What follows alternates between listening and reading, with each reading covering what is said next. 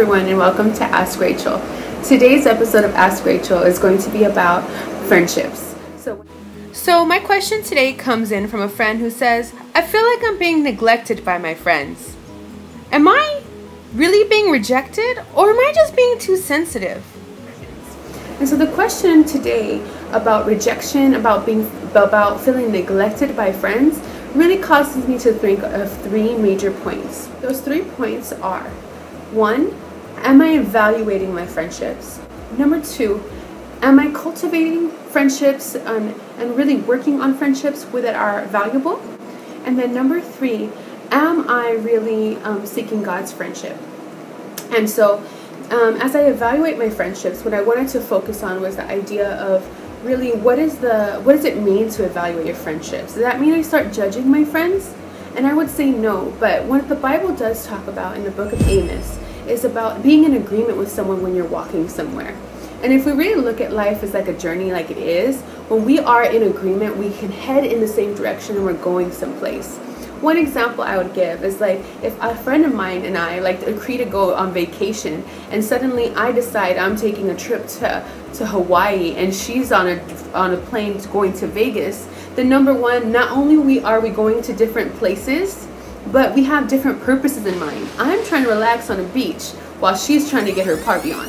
And when I think about that kind of dynamic occurring in our everyday lives, then you can see why that can cause some tension. So it's really about making sure that your friendships are the kind of friendships that really are leading towards your passions and your goals in life. Otherwise, then, of course, you're going to have that tension. Of course, they're going to feel like more work than they are worth. And that doesn't mean to say that those friendships need to be removed out of your life. But really what that is saying is that possibly your friendships might be changing and might be evolving, and that's actually okay. It's okay to have our friendships change, and those people that once we relied on every day aren't the same, because the way that God works in our lives is that He will allow the second phase to move in. And when we find those friendships that are valuable in the sense that they are you share common mind and common spirit with, for instance, like the issue of Jonathan and David in the book of 1 Samuel. When you have like these kinds of relationships, and there's tons of them in the Bible, then what becomes really awesome is that you can help to encourage one another to get to the common purpose. You're not fighting them when you want to say, like, I'm giving my tithe, or I'm spending my Saturday at a prayer walk, or I'm going to a Bible study. They're not going to be like, oh, you're whack. Like, no, they're going to be encouraging because they might be on that same Bible study with you.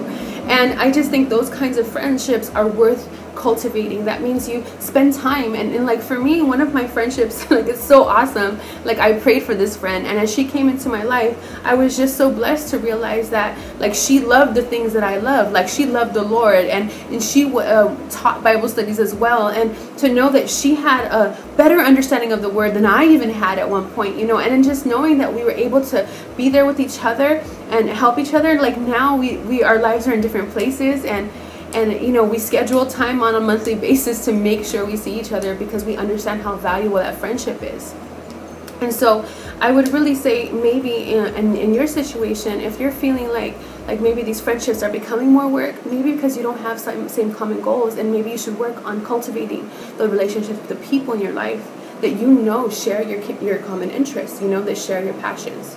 And so the third topic I'm going to talk about today is really about, like, and what I said was seeking God's friendship, because ultimately he desires to be our friend. And when we are left alone in a place, and we are feeling like we don't know where to go, like, and I know I felt that way before, then I wanted to feel alive. I wanted to feel like there was someone who understood me. I wanted answers from someone who was with me. And even some of those, my greatest friends, my mother, my mentor, you know, all these other people, like, they weren't satisfying what I needed. And it was really what I realized was God was saying, hey, like, you need me. Like, like the Bible and the psalmist, he says, like, we desire to be with him. Like, our soul desires God.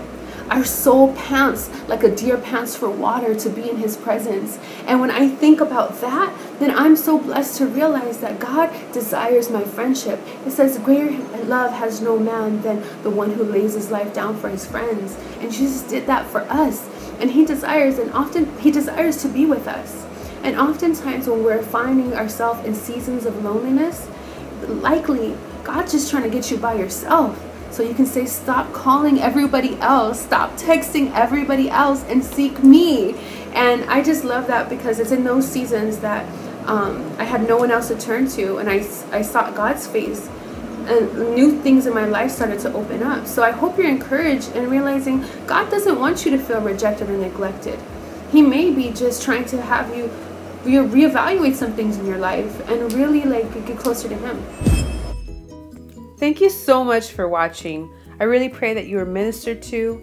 And if you have a suggested topic or a question that you think I should tackle, please let me know. Send me a video, shoot me a comment, something at rachelvcaban@gmail.com. Thanks. God bless.